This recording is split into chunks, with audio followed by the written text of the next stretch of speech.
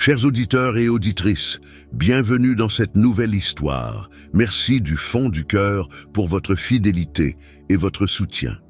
Vos écoutes et vos commentaires me motivent chaque jour à vous proposer des récits toujours plus captivants. Installez-vous confortablement, laissez-vous porter par cette aventure inédite d'Hercule Poirot, où mystère et suspense vous tiendront en haleine jusqu'à la dernière seconde. Si vous aimez ce contenu, n'oubliez pas de liker, de vous abonner et d'activer la cloche pour ne rien manquer. Maintenant, place au mystère.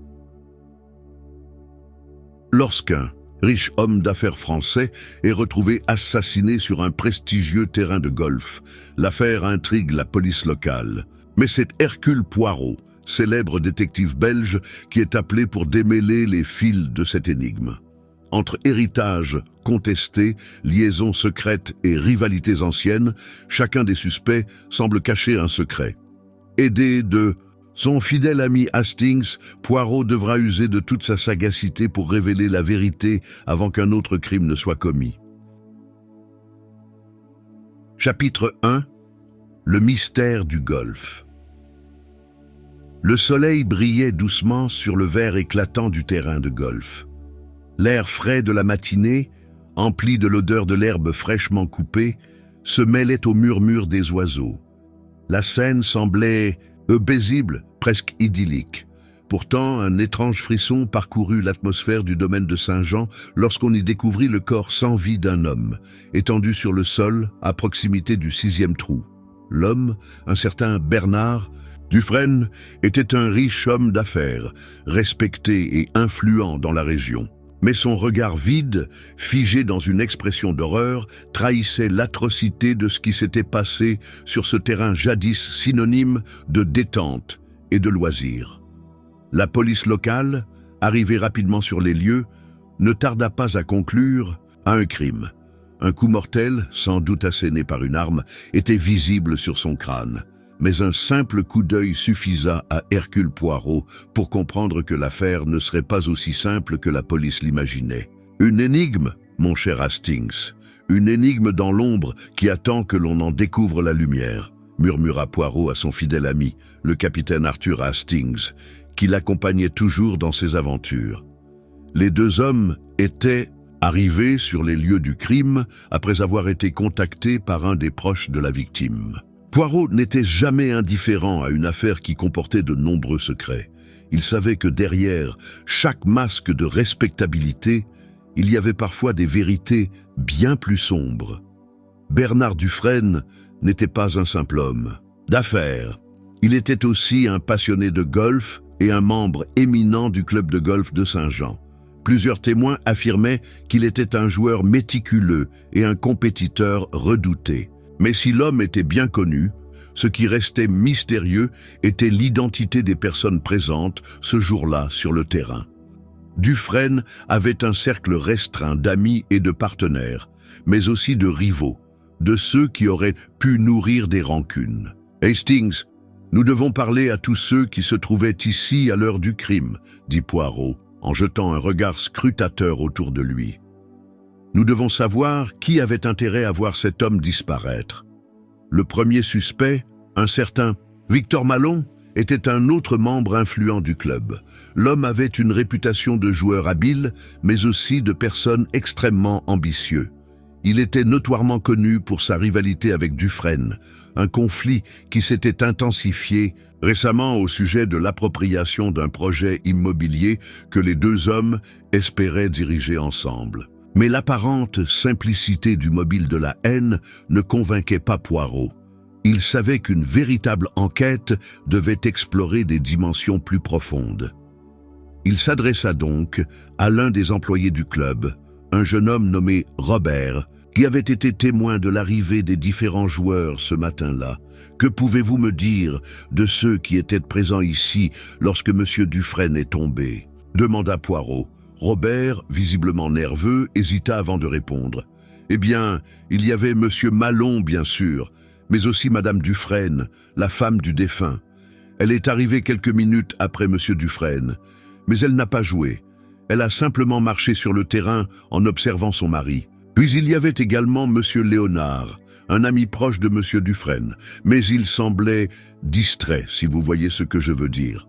Poirot nota chaque détail dans son esprit, ses yeux pétillants de concentration. « Monsieur Léonard, dites-vous, et Madame Dufresne, comment était-elle ce matin-là » Elle semblait contrariée, mais elle n'a pas vraiment montré de tristesse. Elle n'a parlé à personne et s'est éloignée assez rapidement après que le corps ait été découvert. « Intéressant », murmura Poirot. « Cela fait déjà plusieurs fils à tirer. » Ils poursuivirent leurs investigations pendant plusieurs heures. Poirot, avec sa méthode infaillible de déduction, observa les témoignages, cherchant des incohérences et des indices discrets laissés par les personnes sur les lieux.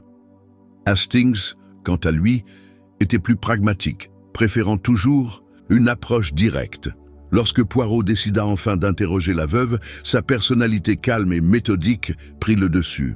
Elle s'appelait Camille Dufresne et, selon les rumeurs, avait épousé Bernard Dufresne pour sa richesse. Cependant, elle semblait maintenant être une femme qui portait un fardeau lourd sur ses épaules. « Madame Dufresne, permettez-moi de vous poser quelques questions, si vous le voulez bien. Vous étiez présente lors du drame. Que pouvez-vous nous dire de ce qui s'est passé avant et après la mort de votre mari ?» demanda Poirot d'une voix douce mais ferme.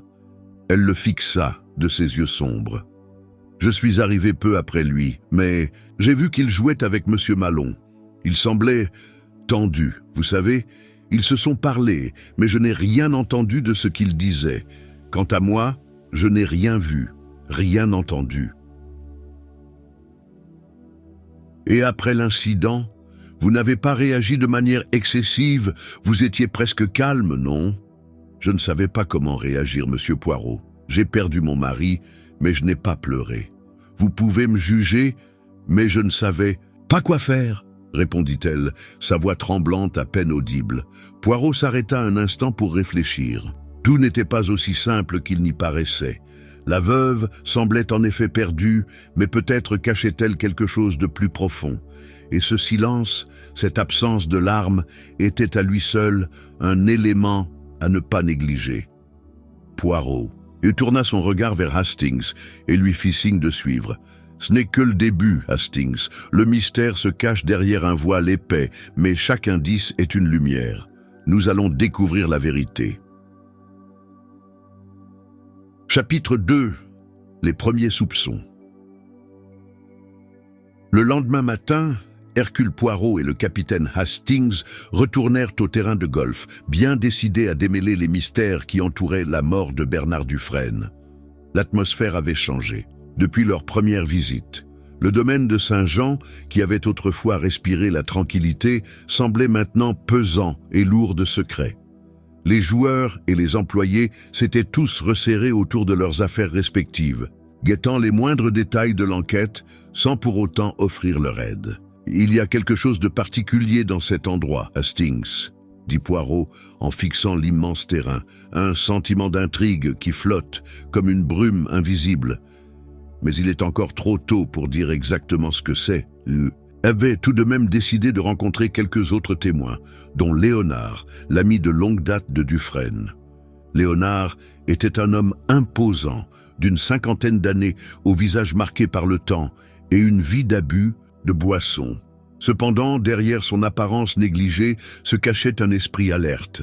Lorsqu'il accepta de parler à Poirot, c'est d'un air déconcerté qu'il le regarda, comme si la situation le dépassait complètement. « Je vous assure, Poirot, je ne sais rien de ce qui s'est passé. J'étais là, mais j'ai tout. Juste vu Bernard sur le terrain avant qu'il ne tombe, » expliqua Léonard d'une voix rauque. « Nous étions en train de jouer, de discuter comme d'habitude, puis il est tombé. Et après, tout s'est embrouillé. » Poirot observa Léonard en silence, analysant chaque mot, chaque geste. Il n'était pas dupe. L'apparente confusion de l'homme masquait une nervosité qu'il n'arrivait pas à dissimuler. Et pourtant, un élément clé se trouvait dans ces paroles. « Nous étions en train de discuter. Qu'avez-vous discuté avec M. Dufresne ce matin-là » demanda Poirot avec calme. Léonard détourna brièvement les yeux avant de répondre. « Nous parlions d'affaires, principalement. Bernard voulait m'implorer de lui prêter une somme d'argent pour un investissement qu'il avait en tête. Il avait l'air assez préoccupé, vous savez, mais sinon, Tout allait bien. Nous n'avons pas eu de dispute. Un investissement, vous dites? Un projet précis? Léonard hésita encore un instant, puis secoua la tête. Je ne me souviens pas des détails. C'était une histoire compliquée, et je ne voulais pas m'engager. Les réponses évasives de Léonard firent naître un premier soupçon chez Poirot. Pourquoi l'homme semblait-il si réticent à parler d'une simple discussion entre amis? Était-ce l'argent, les affaires, ou quelque chose d'encore plus? Un profond qui reliait Dufresne et Léonard? Très bien, monsieur Léonard. Je vous remercie pour vos réponses. Nous reviendrons vous voir si nécessaire, dit Poirot, avant de se tourner vers Hastings, qui attendait à côté. Il y a quelque chose de suspect dans ce qu'il nous a dit, Hastings. Nous devons creuser davantage l'affaire Dufresne et surtout les relations qu'il entretenait avec ses partenaires d'affaires. Une fois l'interrogatoire terminé, Poirot décida de se concentrer sur les documents relatifs à l'assassinat. Après tout, la clé résidait probablement dans ce qui avait été dissimulé ou oublié, plutôt que dans ce que l'on croyait évident. Ils se rendirent à la bibliothèque de Dufresne, où il conservait toutes ses affaires professionnelles. Là, entre des piles de rapports financiers et des lettres de clients, Poirot trouva un dossier qui attira son attention. Le nom Victor Malon y figurait plusieurs fois. Malon, le concurrent acharné de Dufresne, semblait être le centre de cette histoire. Ce n'est pas une coïncidence, Hastings. Bernard Dufresne et Victor Malon étaient bien plus que des rivaux sur le terrain de golf. Ils étaient liés par des affaires, des projets financiers et peut-être même des dettes, dit Poirot en feuilletant rapidement les papiers. Le document le plus intriguant était une lettre non signée, datée de quelques semaines avant la mort de Dufresne. Elle évoquait des négociations sur un projet immobilier, mais il était difficile de savoir si elles étaient un simple désaccord ou une dispute plus sérieuse. En tout cas, cette lettre laissait entrevoir une pression croissante. Nous devons en savoir plus sur cette rivalité, dit Poirot en fermant le dossier. Nous allons rendre visite à monsieur Malon. Victor Malon vivait dans une demeure imposante, loin du centre-ville, dans un quartier où seuls les plus fortunés pouvaient s'offrir de telles propriétés. En arrivant, Poirot ne tarda pas à remarquer l'air de défiance qui habitait là. Le meurtre, l'homme qui ouvrit la porte n'était autre que Malon lui-même. « Monsieur Poirot, je vous attendais. J'ai entendu parler de l'assassinat de Bernard. C'est un choc, croyez-moi, » dit Malon d'un ton qui semblait à la fois sincère et calculateur. Poirot l'observa longuement avant de répondre « Un choc, en effet. Mais je suis sûr que vous comprendrez pourquoi je viens vous poser quelques questions. Vous et M. Dufresne aviez, semble-t-il, une relation quelque peu tendue. Pouvez-vous m'expliquer pourquoi ?» Malon les invita à entrer et les conduisit dans son bureau, un espace propre, organisé et froid. Je vous assure, Poirot, Bernard était un homme difficile, toujours prêt à prendre des risques insensés, à tenter des investissements hasardeux. Il a perdu une somme considérable d'argent dans un projet récemment et il a commencé à m'en parler. Je lui ai dit qu'il ferait mieux de se retirer, mais il n'a jamais écouté. Poirot, qui savait bien lire entre les lignes, nota chaque mot prononcé par Malon. L'homme était-il réellement perturbé par la perte de Dufresne? Ou était-ce un simple alibi? Et vous n'avez pas eu de dispute avec lui lors de votre dernière rencontre? Demanda Poirot. Malon sourit faiblement. Non, aucune dispute. Bernard et moi avions des visions différentes des affaires. Mais nous étions toujours courtois, même dans nos désaccords. Mais Poirot savait qu'il ne devait pas se contenter de cette façade. Ce qu'il avait observé chez Malon ne correspondait pas à l'image d'un homme profondément bouleversé. Le mystère, comme toujours, restait dissimulé sous une couche de calme trompeur. « Merci, monsieur Malon. Nous reviendrons certainement à vous si de nouvelles informations apparaissent, » dit Poirot avant de se lever. « Bien sûr, bien sûr.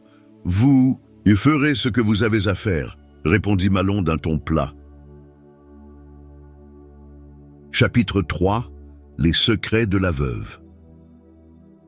Le ciel s'assombrissait lentement alors que Poirot et Hastings quittaient la demeure de Victor Malon. La discussion avec le riche homme d'affaires n'avait rien révélé de concret, mais elle avait éveillé une nouvelle série de questions dans l'esprit de Poirot. Malon était un homme d'affaires calculateur, mais ses réponses ne paraissaient pas tout à fait sincères. La manière dont il évitait de discuter des détails financiers de son dernier échange avec Dufresne était suspecte. Mais il y avait un autre aspect du dossier qui méritait toute l'attention du détective belge, la veuve de Dufresne.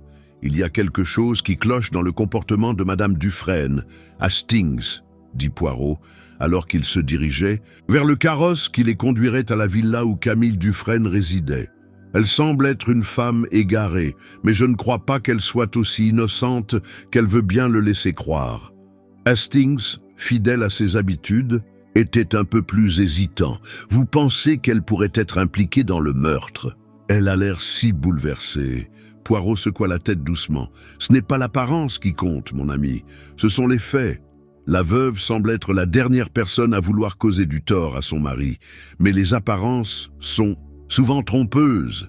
Et plus souvent qu'on ne le croit, ceux qui semblent les plus affectés par la perte d'un être cher sont parfois ceux qui en profitent le plus. Arrivé à la villa des Dufresne, Poirot prit un moment pour observer la maison. C'était un bâtiment élégant et somptueux, typique des grandes résidences bourgeoises de la région. L'intérieur, un mélange de meubles anciens et de touches plus modernes, reflétait un goût raffiné, mais l'ambiance semblait étrange. Il n'y avait ni signe de deuil ostentatoire, ni larmes apparentes. Seule l'expression grave de Madame Dufresne, qui les attendait dans le salon, trahissait la douleur intérieure de la femme. « Je vous remercie d'être venu, monsieur Poirot, » dit-elle en se levant pour les accueillir. Son ton était calme, presque figé, et ses gestes soigneusement mesurés.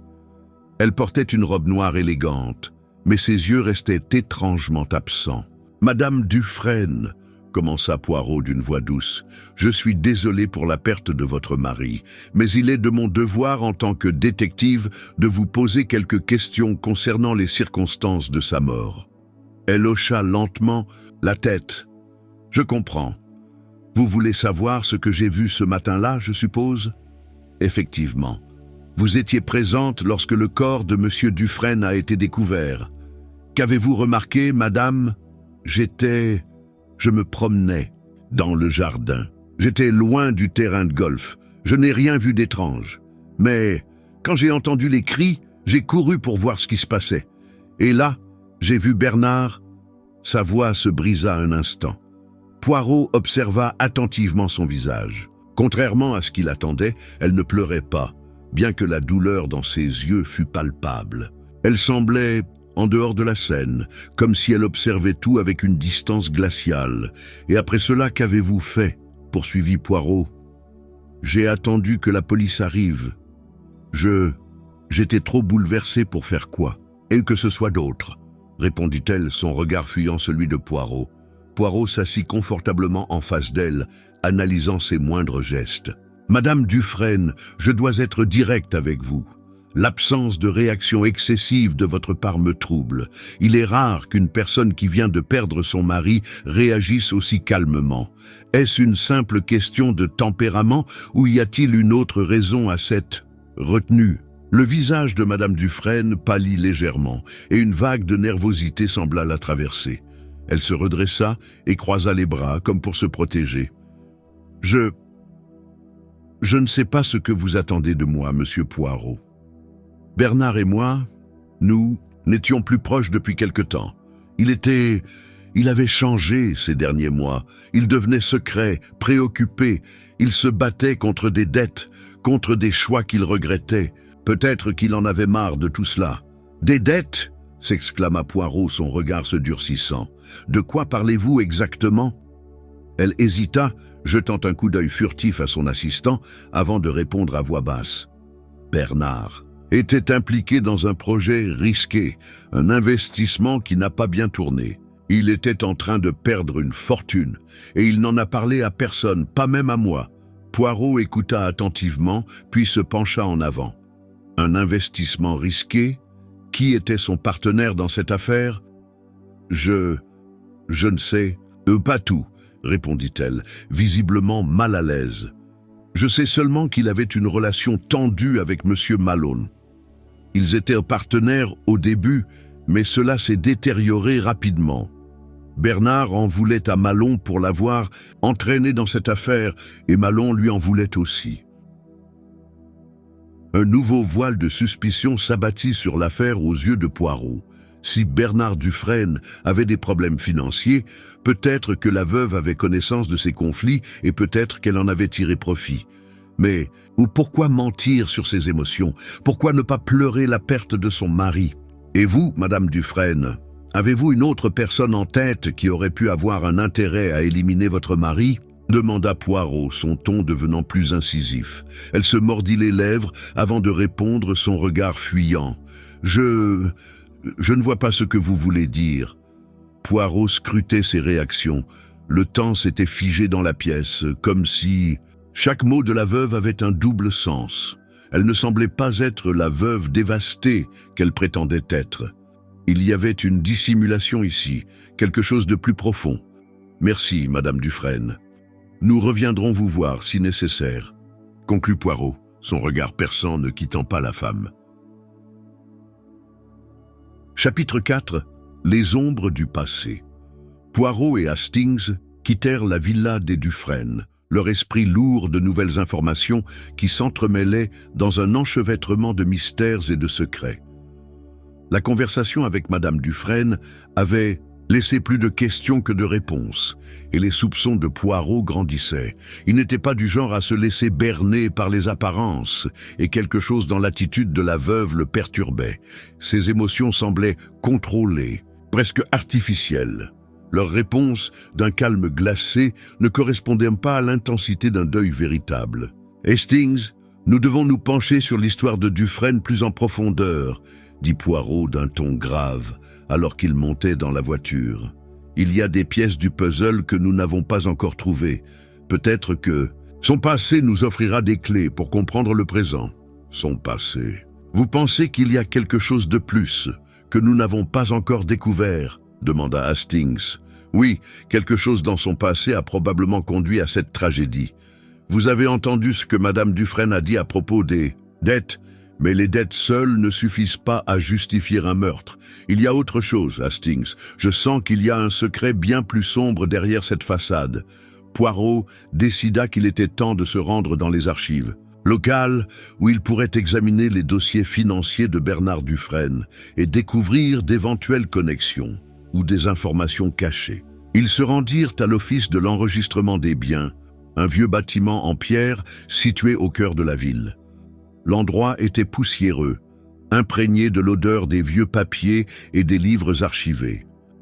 Le responsable des archives, un vieil homme aux lunettes épaisses, les accueillit poliment, mais avec un air légèrement distrait. « Bonjour, messieurs, puis-je vous aider ?» demanda-t-il en ajustant ses lunettes. « Nous recherchons des informations concernant Bernard Dufresne, » répondit Poirot, son regard perçant fixant l'archiviste. « Des informations sur ses investissements, ses biens, ses relations commerciales ?»« Ah, Dufresne, oui, bien sûr. C'est un nom que je connais bien. »« Suivez-moi » dit l'archiviste en se levant lentement. Ils le suivirent dans une salle dérobée où des rangées de dossiers étaient soigneusement classés. L'archiviste commença à fouiller dans les papiers, puis tendit un dossier à Poirot. « Voici son dossier, monsieur Poirot. Il n'est pas trop long, mais il contient des informations pertinentes. Prenez tout le temps qu'il vous faut. » Poirot prit le dossier avec précaution et le feuilleta lentement. Les premiers documents étaient des rapports financiers, détaillant l'évolution des affaires de Bernard Dufresne au cours des dernières années. Ce qui attira immédiatement son attention fut une série de prêts bancaires non remboursés, des investissements dans des projets immobiliers douteux et des contrats avec des sociétés peu fiables. Mais ce n'était pas cela qui attira le regard acéré de Poirot. Un document particulier, daté de 6 mois avant la mort de Dufresne, attira son attention. Une transaction de vente de biens immobiliers avec un mystérieux investisseur. Certain, monsieur Léonard, murmura Poirot. Léonard, encore une fois.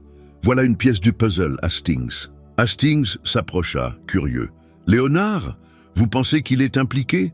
Oui, mais il ne s'agit pas de ce Léonard-là. C'est un autre Léonard, un associé de Bernard Dufresne dans des projets immobiliers dans une région reculée. Regardez ici, il est question de l'achat de terrain à des prix anormalement bas et d'investissement dans un projet qui semble avoir échoué. Poirot se leva, son regard fixé sur le document. Hastings, cette vente doit avoir une signification. Monsieur Dufresne n'aurait pas vendu à un prix aussi bas sans une raison précise. C'était une manière de se débarrasser de biens, ou peut-être une tentative de cacher quelque chose. Il tourna la page et tomba sur un autre document. Un contrat de partenariat avec un certain Victor Malon, le rival de Dufresne. Les signatures de Dufresne et de Malon étaient là, datées de quelques mois avant la mort de Bernard. Les termes de l'accord, toutefois, n'étaient pas clairs. La vente semblait concerner une grande somme d'argent, mais la nature exacte du partenariat restait floue, une implication plus grande que celle d'un simple désaccord sur des affaires immobilières, pensa Poirot à haute voix. Dufresne était en train de perdre plus que de l'argent. Il perdait son influence et ses partenaires. Les indices se multipliaient, mais une question restait sans réponse. Quel rôle Camille Dufresne jouait-elle dans tout cela? Était-elle au courant des mauvaises affaires de son mari? Son calme étrange était-il lié à la culpabilité d'une complice ou à la connaissance de secrets bien plus sombres? « Nous devons retourner la voir, » dit Poirot après un moment de réflexion. « Madame Dufresne sait plus qu'elle ne veut bien l'admettre. Elle a caché des choses dans cette maison et je suis convaincu que nous allons y découvrir la vérité. » De retour à la villa, Poirot et Hastings furent accueillis par un silence lourd. Camille Dufresne était seule dans le salon, son regard indéchiffrable posé sur eux alors qu'ils entraient. « Madame Dufresne, nous avons encore quelques questions, » commença Poirot.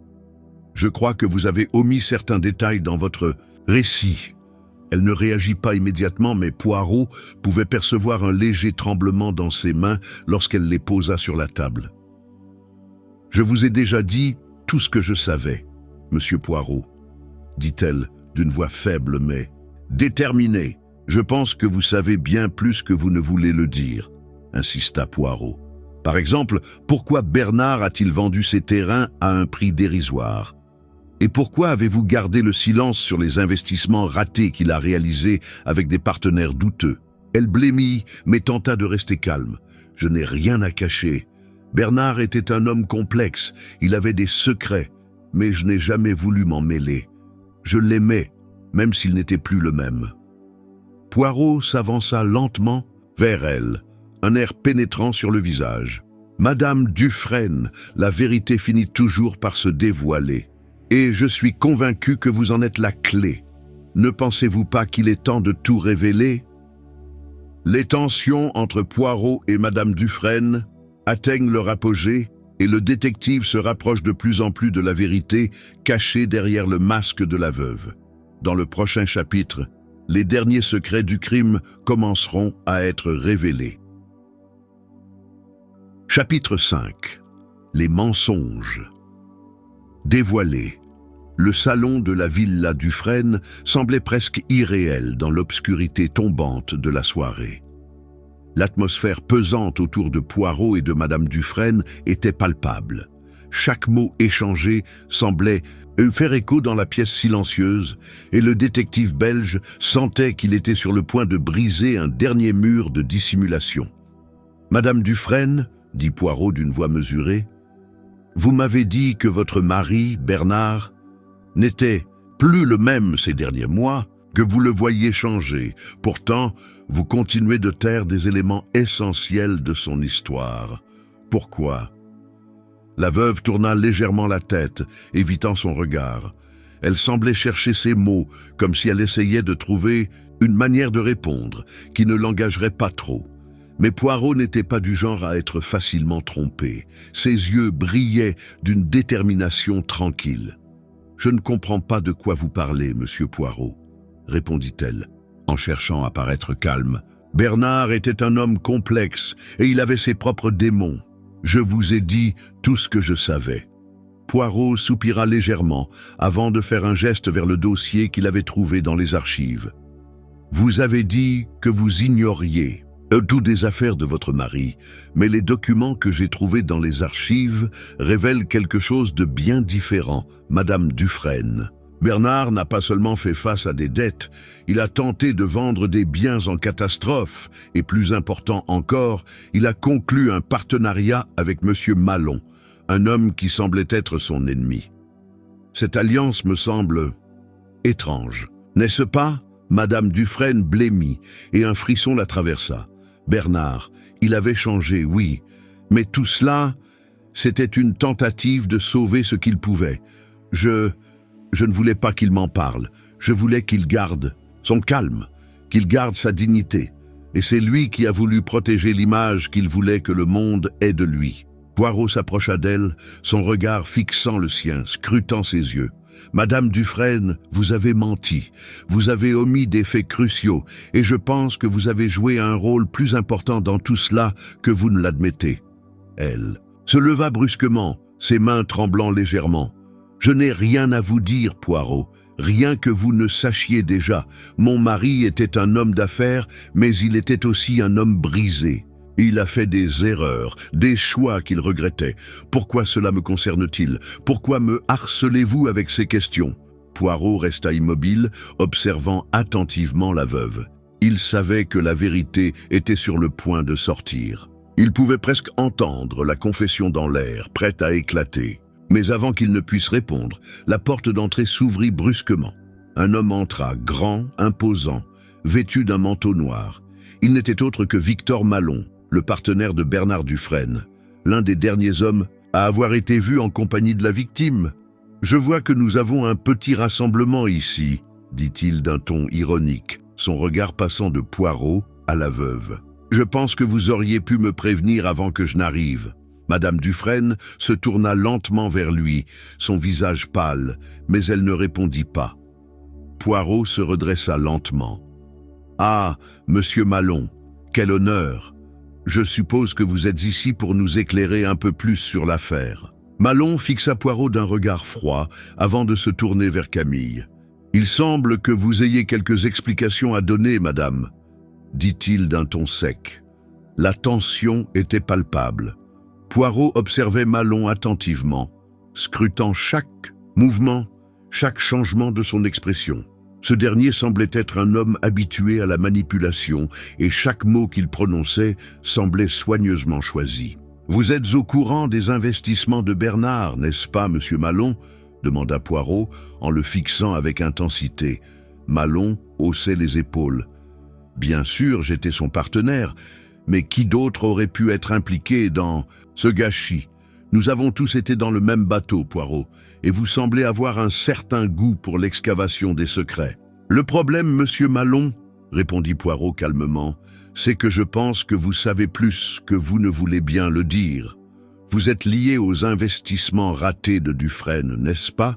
Et je suppose que vous n'êtes pas aussi innocent que vous semblez l'être. » Malon esquissa un sourire cynique. « Vous êtes un détective astucieux, Poirot, mais vous vous méprenez. Ce n'est pas moi qui suis le coupable ici, ni ma partenaire d'ailleurs. »« Partenaire ?» répéta Poirot, son regard devenant plus perçant. « Madame Dufresne et vous, un partenariat d'affaires, peut-être ?»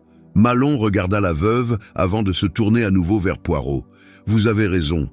Madame Dufresne et moi avions une relation d'affaires. Bernard nous a laissés dans une position difficile, mais il n'avait pas d'autre choix que de vendre ses biens. Et non, ce n'était pas juste pour l'argent. Il y avait des dettes, mais aussi quelque chose d'encore plus urgent. » Il s'approcha lentement de Poirot. Bernard avait des ennemis, vous savez. Il n'avait pas seulement affaire à des créanciers, mais à des personnes qui voulaient le réduire au silence. Et je suis sûr qu'il a payé le prix de ses erreurs. Mais qu'il ait été tué pour ça, je n'en suis pas si sûr. Qui pourrait bien vouloir le faire taire? Alors, qui? Poirot insista, ses yeux brillants de défi. Malon soupira. Je vais vous dire ce que je sais. Bernard était impliqué dans quelque chose de plus grand que des affaires douteuses. Il a découvert des secrets qui ne lui étaient pas destinés. Des secrets qui impliquaient des personnes très puissantes. Un frisson d'inquiétude traversa l'air. Il y avait là quelque chose d'inquiétant dans les paroles de Malon.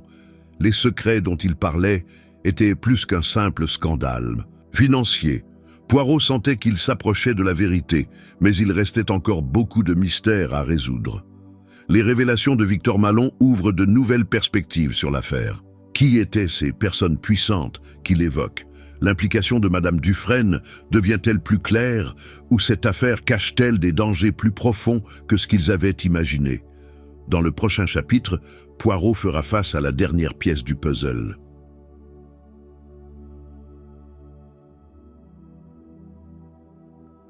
Chapitre 6. La vérité émergente. La nuit était tombée sur la villa Dufresne et la tension était palpable dans l'air. Poirot, Hastings et les deux invités, Camille Dufresne et Victor Malon, étaient assis autour de la grande table du salon, chacun dans ses pensées, chacun pesant les paroles échangées et les découvertes récentes. Le détective belge en particulier semblait avoir rassemblé les pièces du puzzle, mais il manquait encore un élément clé. Quelque chose, un détail, continuait de le troubler. Victor Malon, avec son air arrogant, se tenait sur ses gardes. Il savait que Poirot n'était pas le genre d'homme à se laisser influencer par les intimidations ou les faux semblants. Sa révélation sur les secrets puissants de Bernard Dufresne avait eu l'effet d'un coup de tonnerre. Et Poirot sentait que la vérité commençait enfin à émerger de l'obscurité. « Les secrets que vous mentionnez, monsieur Malon », commença Poirot, son regard aiguisé comme un scalpel. « Quels sont-ils exactement? Qui sont ces personnes puissantes dont vous parlez ?» Malon se tourna lentement vers Poirot, ses yeux brillants d'une lueur d'intelligence calculatrice. Il semblait hésiter, pesant ses mots, avant de répondre d'une voix basse et calme. « Je crois que Bernard était tombé sur quelque chose de bien plus grand que des affaires échouées.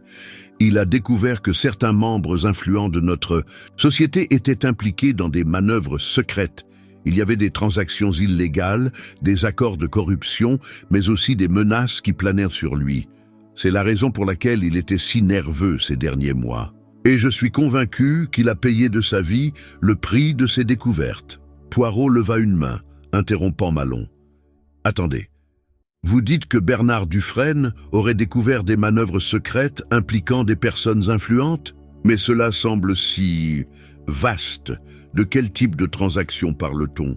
Et qui sont ces personnes ?» Malon baissa la tête, ses mains se serrant sur la table. « Je ne peux pas vous en dire plus, Poirot. Ce que Bernard a découvert est bien au-delà de mes capacités. Mais une chose est certaine, ses derniers gestes ont été précipités, comme s'il essayait de s'échapper de quelque chose qui le poursuivait. » Poirot prit un moment, réfléchissant. Les révélations de Malon étaient significatives, mais il sentait qu'il manquait encore quelque chose. Il se tourna vers Madame Dufresne, qui était restée silencieuse jusque-là. Elle semblait accablée, comme si chaque mot prononcé la mettait davantage sous pression. « Madame Dufresne, » dit Poirot d'une voix douce mais ferme, « vous avez parlé d'un changement chez votre mari, de son inquiétude croissante. Mais vous n'avez jamais mentionné qu'il était en danger, qu'il avait des ennemis. Pourquoi ?» Camille Dufresne leva les yeux vers Poirot, son visage marqué par une fatigue évidente. Elle semblait brisée, comme si le poids de son silence et des secrets cachés depuis si longtemps était enfin trop lourd à porter. « Je voulais vous protéger, » murmura-t-elle enfin. « Je voulais protéger Bernard. Il n'était pas seulement un homme d'affaires, il était impliqué dans quelque chose de beaucoup plus sombre, quelque chose qu'il n'aurait jamais dû découvrir. Et quand il a commencé à se rendre compte de l'ampleur de ce qu'il savait, il est devenu désespéré. » Poirot se pencha en avant, observant Camille avec une intensité accrue. « Dites-moi ce que vous savez, madame, la vérité, toute la vérité. » Un silence lourd s'installa dans la pièce et les secondes s'égrenaient lentement. Puis, enfin, Camille prit une profonde inspiration et commença à parler. Bernard avait des contacts dans des cercles puissants, à la fois en politique et dans les affaires. Il travaillait sur des projets avec des entreprises liées à des groupes gouvernementaux, mais il a découvert qu'ils avaient des liens avec des criminels. Des individus prêts à tout pour dissimuler leurs activités illégales. Mais Bernard a été naïf. Il pensait qu'il pouvait s'en sortir en vendant ses parts dans certains projets et en coupant les ponts. Mais il s'est fait des ennemis puissants, des ennemis capables de le faire taire. Poirot écoutait attentivement, les yeux fixés sur elle. Il savait qu'il était sur le point de comprendre toute l'histoire. « Et vous, Madame Dufresne, que faisiez-vous pendant tout ce temps ?» Elle ferma les yeux un instant, visiblement accablée. « Je savais que Bernard était impliqué dans des affaires risquées, mais je ne pensais pas qu'il était en danger. Je pensais qu'il pourrait s'en sortir. Mais quand il a commencé à devenir paranoïaque, j'ai compris que les choses étaient plus graves qu'il ne voulait me le dire, et je suis restée silencieuse. » Poirot, se redressant, se tourna vers Malon. « Monsieur Malon, vous étiez au courant de tout cela, n'est-ce pas? Vous aussi, vous avez été impliqué dans cette toile d'araignée de corruption et de secret. C'est vous qui avez recommandé à Bernard de vendre ses biens à des prix aussi bas pour le protéger ?» Malon secoua la tête, l'air défensif. « Non, je n'ai pas eu de choix. Bernard était déjà piégé. Il avait trop de dettes et trop de secrets. Mais je ne pensais pas qu'il irait aussi loin. Il a voulu tout effacer, tout brûler. Et maintenant, regardez où cela nous a menés. » Poirot se tourna vers Camille Dufresne. « Vous avez donc menti pour protéger votre mari. Mais au fond, vous saviez qu'il était en danger. Et vous n'avez rien dit, par peur, par amour. »« Je n'avais pas le choix, » répondit-elle, sa voix presque brisée. « Bernard m'a supplié de ne rien dire, de ne rien révéler. Il était terrifié, et j'étais terrifié à l'idée de ce qui pourrait arriver si quelqu'un apprenait ce qu'il savait. » Poirot fit un geste vers Hastings.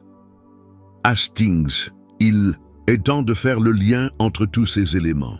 Camille Dufresne et Victor Malon savaient tous deux que Bernard était en danger, mais ils ont choisi de le protéger à leur manière. Mais le secret de Bernard est trop grand pour être caché à jamais. » Il se tourna à nouveau vers la veuve. « Vous m'avez dit que Bernard était tombé sur des secrets puissants.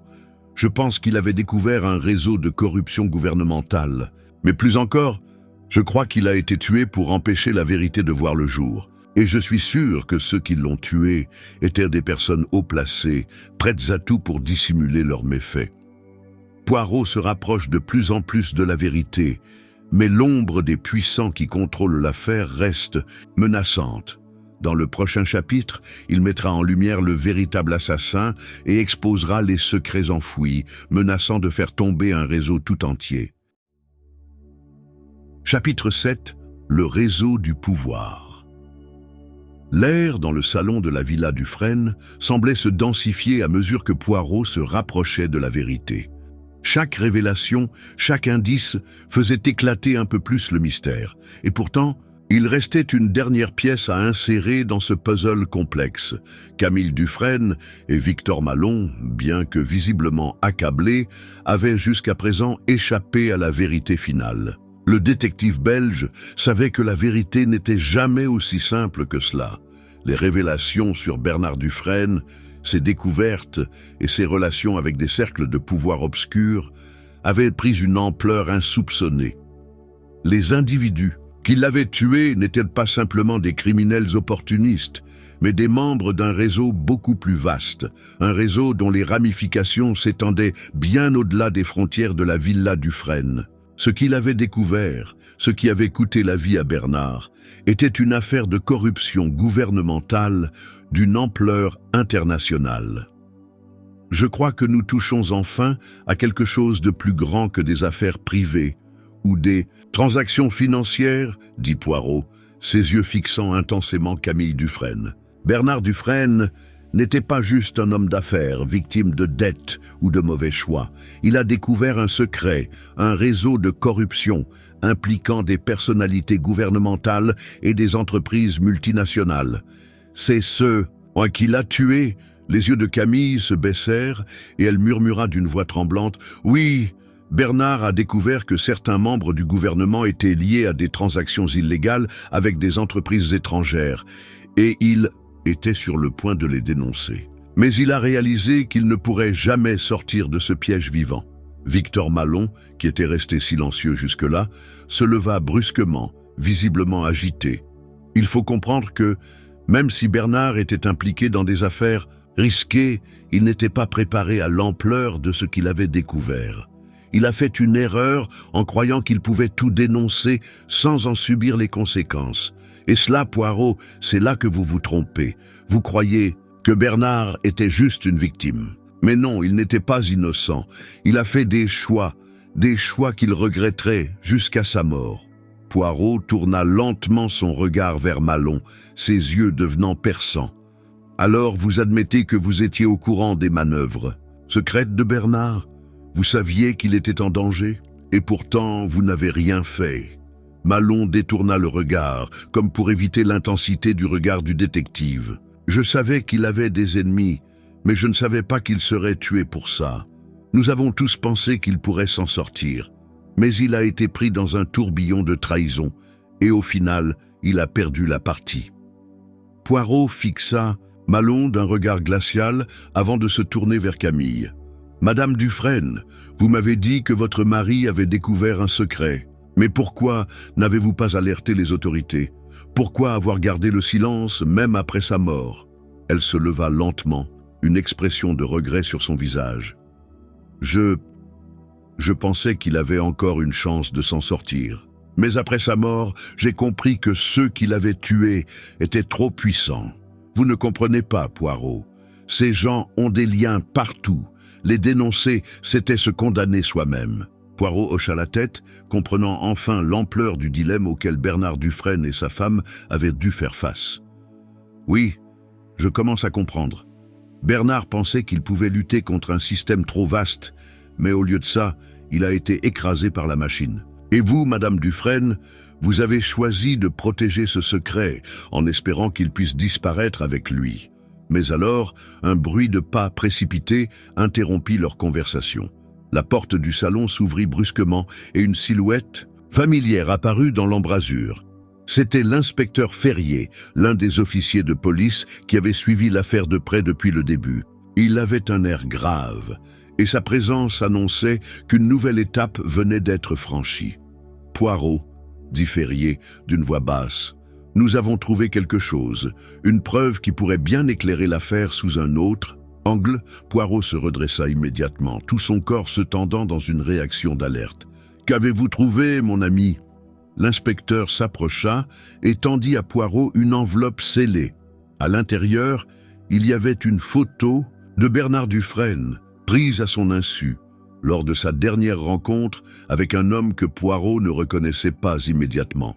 L'homme semblait être un cadre supérieur d'une entreprise multinationale, mais l'important, c'était la date inscrite au dos de la photo. Elle correspondait à la veille de la mort de Bernard. Poirot observa l'image pendant un long moment avant de se tourner vers Ferrier. « Cet homme, savez-vous qui il est ?» Ferrier hocha la tête, visiblement mal à l'aise. « Oui, il s'agit de Jacques Dupont, un nom que vous connaissez sans doute. Il est le directeur général d'une société de logistique internationale impliquée dans plusieurs contrats gouvernementaux. On dit qu'il a des liens très étroits avec certains membres influents du gouvernement. » Poirot se redressa soudainement, une lueur d'illumination dans ses yeux. « Je vois. Bernard Dufresne n'a pas seulement découvert des affaires de corruption. Il a découvert l'implication directe de Jacques Dupont dans des transactions illégales, impliquant des gouvernements étrangers. Et Dupont savait que Bernard allait tout révéler. C'est lui, n'est-ce pas, qui a orchestré sa mort. » Malon, qui avait observé la scène en silence, se leva alors d'un coup, son visage pâle comme un fantôme.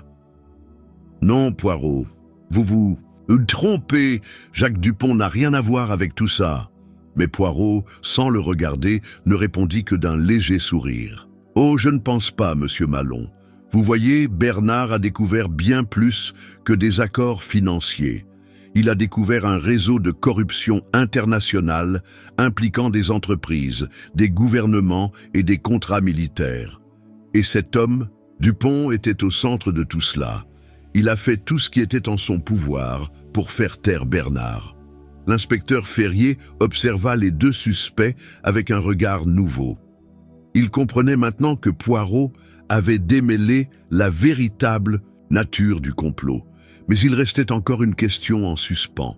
Comment les preuves se reliaient-elles à l'assassinat de Bernard? Et qui, parmi les puissants, était prêt à aller jusqu'au bout pour garder ce secret enfoui?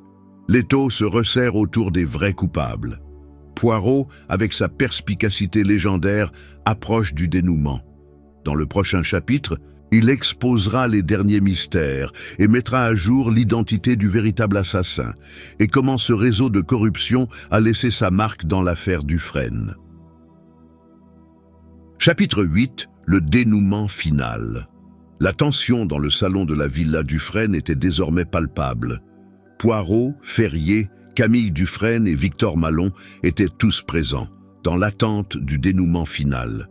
Le mystère entourant la mort de Bernard Dufresne et les liens secrets de corruption qui s'étendaient à travers des cercles puissants étaient enfin sur le point d'être dévoilés. Mais une dernière pièce du puzzle manquait encore, une pièce qui, une fois en place, ferait éclater toute la vérité. Poirot, observant la photographie de Jacques Dupont, se leva lentement, son regard toujours fixé sur la photo. Ses pensées semblaient s'entrelacer et se dessiner avec une clarté de plus en plus frappante. La pièce manquante, le fil qui unissait tout cela, était sur le point de se révéler. « Jacques Dupont », murmura Poirot, son regard perçant, scrutant le visage. « Il y a sur la photo. Il est le pivot autour duquel tout ce complot s'articule. Non seulement il est responsable de la mort de Bernard Dufresne, mais il fait partie d'un réseau international bien plus vaste qu'aucun de vous n'aurait pu imaginer. » Ferrier, visiblement intrigué, s'approcha de Poirot. « Comment pouvez-vous en être si sûr? Nous avons tout juste découvert ses liens avec Dufresne, mais comment ces éléments nous mènent-ils directement à lui ?» Poirot tourna son regard acéré vers l'inspecteur. « Regardez bien, Ferrier. Bernard Dufresne était une pièce maîtresse dans un jeu bien plus grand. Son rôle n'était pas uniquement celui d'un homme d'affaires. Il était au centre d'un réseau d'entreprises écrasant, liés à des contrats militaires, des gouvernements étrangers et des corruptions à grande échelle. Et Dupont, cet homme que l'on voit ici, était l'un des principaux architectes de ce réseau. Mais pourquoi tuer Bernard ? Demanda Camille, sa voix tremblante. Si Bernard savait tout cela, pourquoi ne l'a-t-il pas dénoncé avant? Poirot se tourna vers elle, un air grave sur le visage. Il l'aurait fait. Bernard voulait tout dévoiler, mais il a fait une erreur. Il pensait que ces informations étaient protégées, qu'il pouvait en sortir vivant. Mais une fois qu'il a compris l'ampleur de la situation, il a pris conscience que sa vie était en danger. Mais même en pensant à sa propre sécurité, il a décidé de tout mettre à jour. Victor Malon, visiblement nerveux, se leva brusquement, les mains tremblantes. « Mais Poirot, vous ne comprenez pas. Jacques Dupont n'aurait jamais pu être le meurtrier. Ce n'est pas lui. » Poirot lui lança un regard froid. « Vous défendez cet homme parce que vous êtes impliqué, monsieur Malon. Vous avez participé à cette mascarade, à ce réseau de corruption. Vous avez cru que vous pouviez vous en tirer, que vous pouviez garder le silence tout en jouant les deux côtés. Mais à présent, les pièces du puzzle sont en place. » Un silence lourd s'abattit sur la pièce. Camille et Victor, toujours sous le choc, échangeaient des regards furtifs.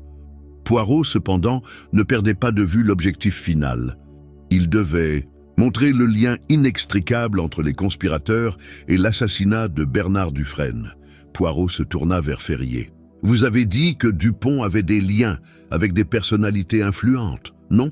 Vous avez aussi mentionné un contrat militaire lié à des transactions avec l'État. Pouvez-vous me dire exactement de quoi il s'agissait ?» L'inspecteur hocha la tête. « Oui. Dupont dirigeait une société qui avait obtenu un contrat gouvernemental pour la fourniture de matériel militaire à des pays étrangers. Il était au centre de cette opération qui impliquait des pots de vin et des manipulations. « À vos niveaux !» Poirot se redressa, un sourire énigmatique sur les lèvres. « Alors c'est là que la vérité se cache. Bernard avait découvert les transactions douteuses liées à ses contrats militaires. Mais il ne s'agissait pas seulement de pots de vin. Non, c'était bien plus grave que cela. Dupont et ses complices étaient responsables de la manipulation de la guerre elle-même. Bernard avait découvert qu'ils utilisaient des conflits internationaux pour générer des bénéfices personnels. Et c'est cela qui a conduit à sa mort. Il se tourna vers Victor Malon.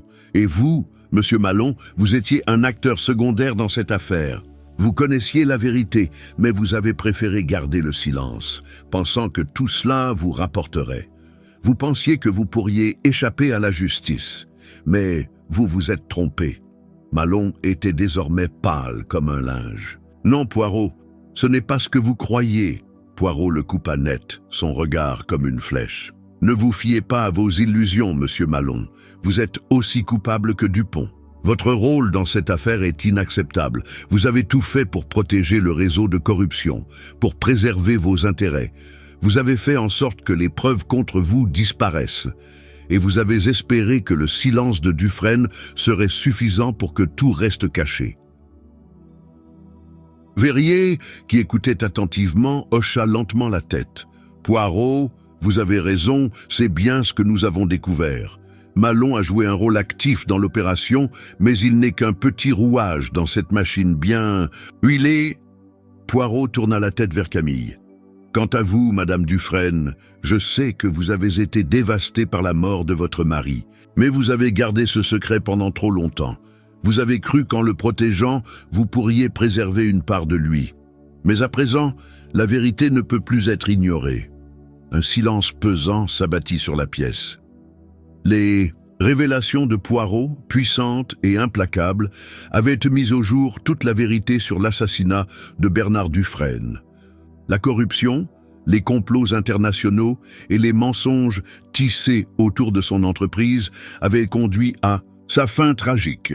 Mais à présent, ceux qui étaient responsables ne pouvaient plus fuir la justice. Poirot s'adressa à Ferrier.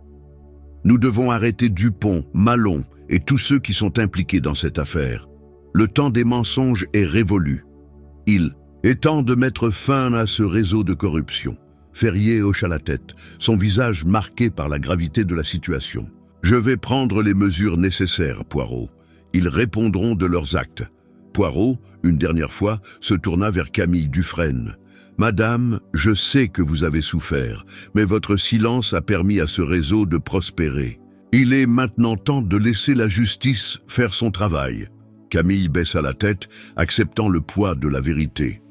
Poirot s'approcha d'elle et posa une main réconfortante sur son épaule. « Mais rappelez-vous, dit-il d'une voix calme, la vérité est parfois plus douloureuse que l'ignorance, mais elle est toujours libératrice. » La lumière du matin perça à travers les rideaux du salon, annonçant un nouveau jour, un jour où la vérité serait enfin entendue. Et ceux qui avaient cru que le silence les protégerait avaient été trahis par leur propre arrogance.